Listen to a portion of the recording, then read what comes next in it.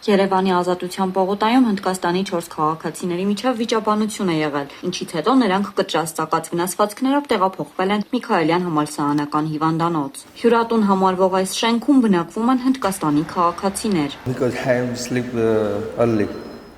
Չգիտեմ ինչ է եղել, շուտ եմ քնել երեկ։ Աղմուկ չեմ լսել, միայն ոստիկանությանը տեսա առավոտյան։ Որքանով գիտեմ, ծննդյան խնջույք է եղել։ Ոչինչ չենք տեսել, առավոտյան ժամը 6-ին են վերադարձել աշխատանքից։ Ոստիկանությունն արդեն այստեղ էր։ Ոստիկանները հարցրին ինչ է եղել այստեղ, ասացին 4 հոգի դանակահարվել են, բայց ես չգիտեմ ովքեր են նրանք։ Մենք ապրում ենք առանձին սենյակներում, չգիտենք ով է ապրում այս կամ այն սենյակում։ Նույնիսկ կողքից կանգնած տղային չգիտեմ։ Ես քնած եմ եղել, ոչինչ չեմ լսել։ Այստեղ ոչինչ չի պատահել, դրսում է եղել։ Ներքին գործերի նախարարությունում դեպքի մասին հաղորդումը ստացել են հիվանդանոցից։ Մեկնել են ու պարզել, որ կենցաղային հողի վրա վիճաբանություն է եղել, որն ավարտվել է դանակահարությամբ։ Միքայելյան համալսարանական հիվանդանոցից Նյուզայեմին հայտնեցին, որ Հնդկաստանի 4 քաղաքացիներն այժմ գտնվում են վերակենդանացման բաժանմունքում։ Հնդկաստանի 4 քաղաքացի,